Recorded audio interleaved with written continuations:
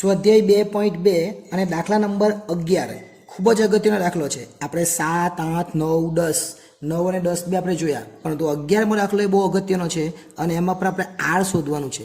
R એટલે કે સહજ સંબંધાંક શોધવાનો છે, જે અહીં લખેલું છે. ઓકે, ચાલો શરૂઆત કરીએ. પહેલાં આપણે લખવાનું એક્સ અને બાજુમાં લખવાનું વાય. એક્સ આપેલા જ છે 1.5, 2.1, 0.9, 1.8, 1.1 ને 1.2. બાજુમાં છે 60, 95, 50, 75, 45 અને 75. બહુ ઇઝી દાખલો છે ને એકદમ જ સરળ દાખલો કહી શકાય. શું કરીશું આપણે? તો જો પહેલામાં પોઈન્ટ છે. પોઈન્ટ આવે તો મેં પછી એવું કીધું કે આપણે પોઈન્ટ વડે ભાગાકાર કરવો પડે, પણ પહેલામાં તો કેવું હતું, બધામાં 5 પોઈન્ટ અલગ અલગ છે. એટલે આ રકમની અંદર આપણે આ ભાગાકાર કરીશું 0.1 થી. 0.1 એનો મતલબ એવો થયો 1/10. શું કહેવાય? 1/10. નમસ્કાર વિદ્યાર્થીઓ, આવી ગઈ છે આપણી એપ્લિકેશન SS એજ્યુકેશન. આ એપ્લિકેશનને ઇન્સ્ટોલ કરો. હવે થશે એકાઉન્ટ અને સ્ટેટનો દર દૂર. મળશે સંપૂર્ણ પાયાથી શિક્ષણ. બધા જ પ્રશ્નો, બધા જ સ્વાધ્યાય અને બોર્ડમાં પૂછાયેલા દાખલાનો સમાવેશ એક જ કોર્સમાં ફક્ત ₹499. તો કોર્સને પરચેસ કરી આ એપ્લિકેશનનો લાભ મેળવો. વધુ માહિતી માટે SS એજ્યુકેશન એપ્લિકેશનને વિઝિટ કરી શકો છો. એટલે CX બરાબર આપણે 0.1 ધારીશું અને આ રકમ એવી છે જેની અંદર બધામાં છેલ્લે 5 છે અને 0 છે. એટલે આ રકમ એવી છે જેને આપણે 5 વડે ભાગી શકીએ. તો આપણે અહીંયા 5 વડે ભાગીશું. એટલે પહેલો જે આંકડો છે એને 0.1 વડે, બીજો જે આંકડો છે એને 5 વડે ભાગીશું એટલે દાખલો પૂરો થઈ જશે. તો પહેલાં CX અને CY શોધવા પહેલાં આપણે સિગ્મા X અને સિગ્મા Y શોધી કાઢીએ. એટલે અહીં સિગ્મા X અને અહીંયા સિગ્મા Y. ચલો, સિગ્મા X એટલે પહેલાં સરવાળો કહેવાય. તો સિગ્મા એક્સનો સરવાળો કરીએ આપણે, કેટલો થાય?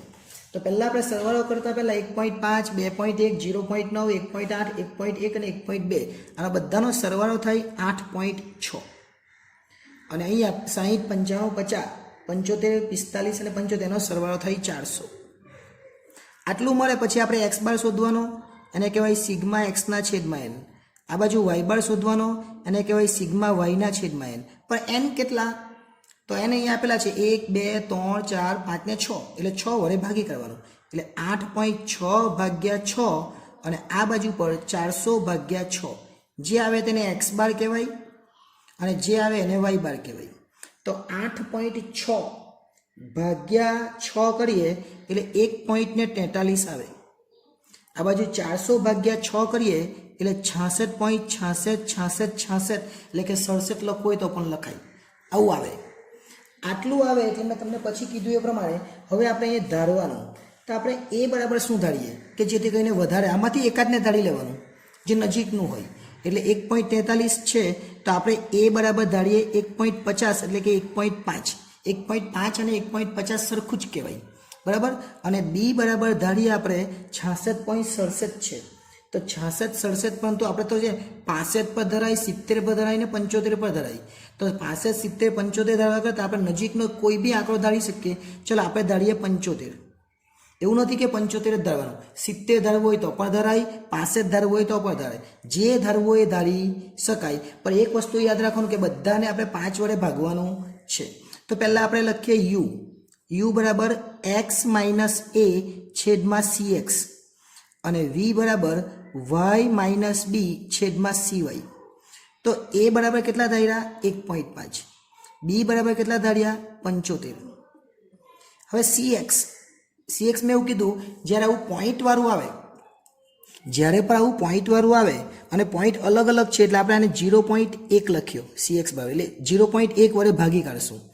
અને cy બરાબર આ દરેકે દરેક રકમ 5 વડે ભાગી શકાય હોય છે. અને 5 વડે ભાગે તો 12 × 50 થાય. અને 5 વડે ભાગી શકાય, 5 વડે ભાગી શકાય, 5 વડે બધી રકમને 5 વડે ભાગી શકાય એટલે 5 લખ્યા. જો બધાના છેદમાં અહીંયા પર 0, અહીંયા પર 0, અહીંયા પર 0 આવતે તો આપણે 10 વડે ભાગી કાઢતે એટલે 10 લખતે. ઓકે, ચલો હવે ચેક કરીએ આપણે. પહેલામાં શું કરવાનું? 1.5 માઇનસ 1.5 એટલે 0 જ થવાનો. 2.5 માઇનસ 1.5 એક મેં સમજાવી દઉં, જોજો. 2.1 માઇનસ 1.5 ભાગ્યા 0.1 છેદમાં કરવાનો. કેમ કે અહીંયા 2.1 છે, અહીં 1.5 માઇનસ કરવાનો, 0.1 વડે ભાગાકાર કરવાનો, એટલે 21માંથી 15 જાય તો 6 કહેવાય, એટલે 0.6 છેદમાં 0.1 એટલે 6 આવશે. કેટલા આવે? 6. અને આ એટલા માટે જ 0.1 રાખેલા, જેથી કરીને આપણે અપૂર્ણાંક જે છે એ આપણને પૂર્ણાંકમાં મળી જાય, એટલે પોઈન્ટ વાળું નીકળી જાય. એટલે અહીંયા કેટલા આવવાના? 6. એટલા માટે જ આપણે લખેલું. એટલે 0.1નો કોઈ મતલબ નથી, પણ પોઈન્ટ કરવા માટે આપણે કરેલું છે. હવે આપણે 9માંથી 15 જાય એવું કરે તો બી ચાલે. 9માંથી 15 જાય તો -6, એકચ્યુઅલી 0.6 આવે, પણ 1.6 વડે 0.1 વડે ભાગાકાર કરે તો 6 થઈ જાય. 18માંથી 15 જાય તો 3, પણ 0.3 આવે, પણ 0.3 ભાગ્યા 0.1 કરે એટલે 3 થઈ જાય.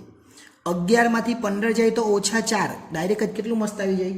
અને -4 નહીં આવે, પણ 0.4 આવે, અને 0.4 ને 0.1 વડે ભાગે તો -4 થઈ જાય. 12માંથી 15 જાય તો 3, એટલે અહીંયા -3, તો 0.3 આવે. બરાબર? એટલે આ બધું વ્યવસ્થિત કરવા માટે આપણે 0.1 વડે ભાગાકાર કર્યો. હવે એ 5 વડે ભાગાકાર કરવાનો છે. 5 વડે ભાગાકાર એટલે 60માંથી 15 જાય, 60માંથી 75 જાય તો 15 આવે, અને 15 ભાગ્યા 5 એટલે 3, પ્રભુ માઇનસ. 95માંથી 75 જાય તો 20 આવે, 20 ભાગ્યા 5 એટલે 4. 50માંથી 75 એટલે -25 આવે, અને -25 ભાગ્યા 5 એટલે -5. 75માંથી 75 એટલે 0. 45માંથી 75 જાય તો 30 આવે, અને 30 ભાગ્યા 5 એટલે -6, અને 75 એટલે 0. હવે બંનેનો સરવાળો કરી દઈએ. વત્તા વત્તાનો સરવાળો ઓછા હોય, 6 ને 4 10 ને 13 એટલે -13, અને 6 ને 3 9 એટલે +9, એટલે છેદમાં -4 આવે. છેદમાં નહીં, સોરી, જવાબ -4 આવે. ઓછા ઓછાનો સરવાળો કરે 3 ને 5 8 ને 14 એટલે -14, અને -14 ને વત્તામાં તો ખાલી 4 જ છે, એટલે જવાબ 10 આવે. ઓકે, આટલું થઈ જાય પછી તો બહુ ઇઝી થઈ ગયું. હવે તો યુવી કરવાનું, એટલે આ બંનેનો ગુણાકાર. 0 ને 3નો ગુણાકાર કેટલો થાય? તો 0 જ થાય. 6 ચોગ 24 થાય, 6 50 30 થાય, ને ઓછા ઓછા વત્તા 0 થાય. 6 ચોગ 24 થાય, અને 0 થાય. આનો સરવાળો કરી દેવાનો, એને યુવી કહેવાય. 24 30 24, 24 24 48, 48 અને 30 એટલે 78 થાય. હવે u² અને v². u² એટલે u નો વર્ગ, એટલે 0નો વર્ગ 0, અને 3નો વર્ગ 9, એ ઓછા હોય કે વત્તા હોય? ધન જ થાય. આગળ 6નો વર્ગ 36, અને 4નો વર્ગ 16. 6નો વર્ગ 36, અને 5નો વર્ગ 25. 3નો વર્ગ 9, અને 0નો વર્ગ 0. 4નો વર્ગ 16, અને 6નો વર્ગ 36. 3નો વર્ગ 9, અને 0નો વર્ગ 0. બંનેનો સરવાળો કરી દેવાનો. 36 36 9 16 9, 36 36 9 16 9 એટલે 106 થાય. 9 16 25 36 0 એટલે 86 થાય. આટલું જ જોઈતું હતું ને. હવે તો આપણને સૂત્ર યાદ જ છે. સૂત્ર તો એકદમ જ સરળતાથી આપણે લખી શકીએ. n સિગ્મા યુવી, પછી પાછું સિગ્મા યુ અને સિગ્મા વી. પહેલું પદ યુ વાળું અને બીજું પદ વી વાળું વર્ગમૂળમાં n સિગ્મા u² અને સિગ્મા યુ આખાનો વર્ગ. બીજા વર્ગમૂળમાં n સિગ્મા v² અને બીજામાં સિગ્મા વી આખાનો વર્ગ. ઓકે, ચલો n કેટલા છે? તો n અહીંયા આપણે લખેલા 6, તો 6 છે લખી દે. યુવી કેટલા આવેલા? તો યુવી 78 આવેલા, એટલે લખી દે 78. માઇનસ કરીને યુ કેટલા? તો યુ -4 અને વી 10 છે. 10 એટલે પ્લસ છે. 10 કેવા છે? પ્લસ. ફરીથી એકવાર જોઈએ, 10 પ્લસ છે? ના ના, 10 માઇનસ 14 અને વત્તા છે, એટલે -10 જ છે. બરાબર? તો અહીંયા શું લખવાનું? -4 અને -10. પહેલા વર્ગમૂળમાં 6 છે એ લખી દેવાના. u² એટલે 106, એટલે અહીંયા ગુણ્યા 106 કરે, અથવા કાઉન્સમાં લખી દે તો બી ચાલે. અને માઇનસ આ પહેલો યુ છે, એટલે -4નો વર્ગ. બીજા કાઉન્સમાં n એટલે 6, અને અહીંયા v² 86 છે, એટલે અહીંયા લખી દે 86, અને અહીંયા -10નો વર્ગ, કેમ કે આપણે પહેલાં 4નો વર્ગ તો પછી 10નો વર્ગ લઈએ એટલે. ઓકે, હવે સાદું રૂપ જ આવવાનું છે. હવે કેલ્ક્યુલેટરનું કામ છે, પણ થોડુંક સમજવા જેવું છે, એટલે જોઈ લેજો. ચલો, 78 ગુણ્યા 6 એટલે 468 થાય. ઓછા તો વચ્ચેના રહેવાના, આ ઓછા ઓછા વત્તા 10 ચોક 40, 40 વત્તા, પણ આ ઓછા રહેવાના છે. ઓકે, ચાલો વર્ગમૂળમાં નીચે 106 ગુણ્યા 6 એટલે 636 થાય. આ ઓછા રહેવાના છે, પણ આ ઓછા 4નો વર્ગ એટલે 16 થાય, અહીંયા સુધી વર્ગમૂળ રાખવાનું. બીજામાં 86 ગુણ્યા 6 એટલે 516 થાય, પણ આ ઓછા તો રહેવાના જ. હવે આ જે ઓછા છે એ વત્તા થઈ જવાના 100, કેમ કે 10નો વર્ગ કેટલો થાય? 100 થાય. 468માંથી 40ને બાદ કરવાના. 468માંથી 40 જાય તો 428 વધે, અને છેદમાં 636માંથી 16 માઇનસ કરીએ તો 620 વધે, અને બીજા વર્ગમૂળમાં 516માંથી 100 જાય તો 416 વધે. હવે આ બંનેનો ગુણાકાર કરી દેવાનો એટલે 428 અને છેદમાં આ બંનેનો ગુણાકાર 620 ગુણ્યા 416 એટલે 25 79 20 આવે. વર્ગમૂળમાં 25 79 20. હવે એનું વર્ગમૂળ કાઢી દેવાનું એટલે 428ના છેદમાં આપણે આનું વર્ગમૂળ લખવાનું. 25 79 20નું વર્ગમૂળ 560. પાછળ જેટલા આંકડા હોય એ લખી દેવાના. 86 છે. જે જવાબ આવે એ લખી દેવાનો, એટલે જવાબ આવશે 0.84. પહેલાં બે આંકડા લઈ લેવાના એટલે જવાબ કેટલો આવે? R બરાબર 0.84. અને એકદમ દાખલો ઇઝી છે.